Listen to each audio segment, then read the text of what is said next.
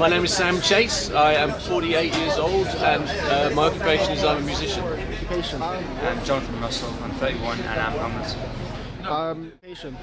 George Barder, 35, student activist and street campaigner for money. My opinions on why I'm here because there is a possibility here to transform the broken, rotten, corrupt, destructive system called capitalism and to reorder the way we deal with each other in a completely fundamental way, for the better, for the love and good of all.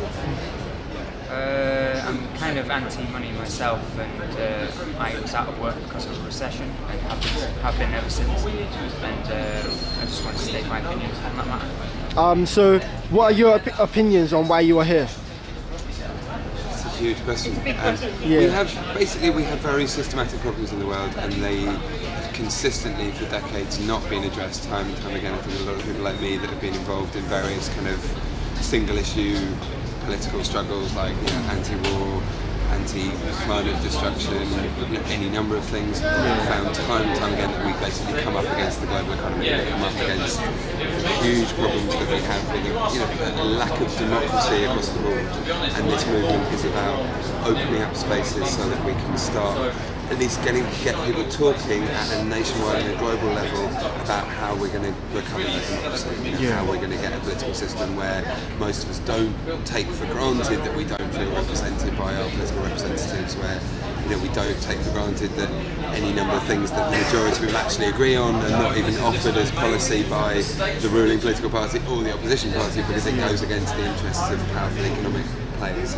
It's basically the corporations and the financial sector that dominate political policy at every turn, and these demonstrations across the world, and this one especially pointed at the city, is about really opening a kind of educational conversation about where a lot of our problems really come from. The economic climate,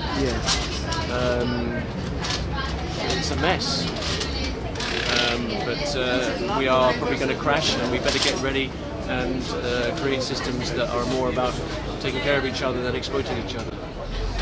I personally haven't been part of under the NHS, or I've been in hospital for a while, so but I can. If there are people that are sick and people that aren't sick think that it's a bad thing, then so be it. But what are your views on the economic climate? I think it's a mess. I think it's a testament to the problem that we have with the media system, which is mostly paid for, owned by billionaires, paid for by corporations, governments to some extent, that we haven't had a remotely sane argument about the economy. The fact that the 20th century happened, that we learned from the Depression that when things are bad you need to increase spending for all sorts of reasons. It's what they call in economics the paradox of thrift. If everybody tightens their belt at the same time, you have a downward spiral of confidence, the economy collapses more and more, so the debts become higher and higher because you've got less and less money to pay them off. This was the giant economics lesson of the 20th century, and both the ruling parties and the opposition parties in many countries, it seems, are talking as if that never happened, and the reason is because they're all singing to the same hymn sheet which is given them by the powerful economic interests, and we've got to do something about that. So to cut a long story short, the way the economy is being dealt with, even economically, let alone socially and morally, is being run into the ground. And on the social and moral level, the idea of taking money away from things that we desperately need to have anything like a decent society, like health, education, disabled people's mobility allowance, youth centres, all the things we need for decent society. By taking those things away, obviously that is socially awful. But the point is, it's also economically stupid because it's contracting the economy.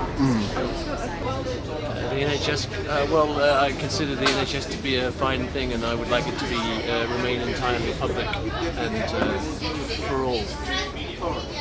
What do you feel the government should be spending on more at the moment? Well, I'm not sure the government's the best way of running things, but if we have to have a government, I would say we don't have arms spending and military spending, and we don't subsidise big corporations, and we put money into building a future that is about a very low carbon lifestyles for all of us, and social justice for all. What do you think is wrong with the capitalist system? It's built on exploitation, not collaboration. It toxifies and destroys human relationships, and it has no morality. Thank you. It's just, I mean, I see capitalism as sort of like a human endeavour. It's like a dog-eat-dog world. It's like human evolution. But the human evolution thing is being placed into money rather than flesh. You know what I mean? So with animals, it's like dog-eat-dog, biggest is the best. But that has been replaced with money this time, which means people are now competing for who's the richest, and that means you're going to get a big divide between them and the poorest. The technology thing, I mean, the last time I was asked a question like this was somebody said about the music. I put the music industry in there. In the music industry, you've got pirate downloading. With pirate downloading, you get free music from other people's sources. In other words, I buy a CD, I put the CD on my computer, and then I share it with all my friends, so they don't have to buy the CD. I think this is a good thing because it forces musicians who are not very good to stay out of the music industry. You have to be a good musician to be in the music industry because you have to play live to make money. So in other words, you have to be good. When it comes to the technology thing, like capitalism and technology, it's just the big wigs. The people who've got to the top, their egos have just got too much, and someone needs to bring them down a peg or two. I mean, it's probably a good idea to have that scale, but when you get to the top of that scale, you're only looking down on people. According to my friend's blog, a lot of big money was spent on bailing out the banks, and what he's saying is that money wasn't actually spent, it was just a case of the insurance policy against the banks. So there's a little bit of trillions of pounds of taxpayers' money has been spent. I suggest your friend goes to some of the more in-depth analyses of the very likely long-term costs and the already spiralling real costs in terms of the money that has been given to banks and the financial sector in terms of all sorts of direct and indirect bailouts. Yes, there have been insurance schemes that have been put in place, but just in terms of the quantitative easing, which basically is a way of shoving money into the economy which goes to the banks and results in higher food prices and fuel prices for people at the bottom. That is another way that we are increasingly, month by month, subsidising the bailout to the banks. And there's the Corner House. We were looking at this on the internet. Did a very in-depth report that concluded that the likely cost to global taxpayers of what's been promised so far is about $23 trillion, probably in the long term. And given that the economy may well crash again hugely in the very near future, the signs are very bad, it may end up being a hell of a lot more than that. So I'd be careful about those statistics.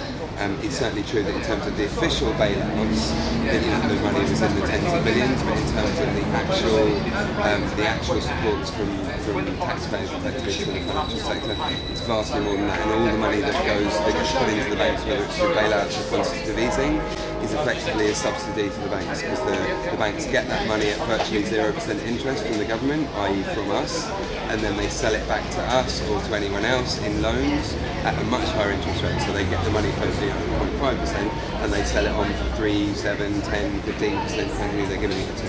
So all that interest that they're getting is actually money that we, the taxpayer, are paying the banks.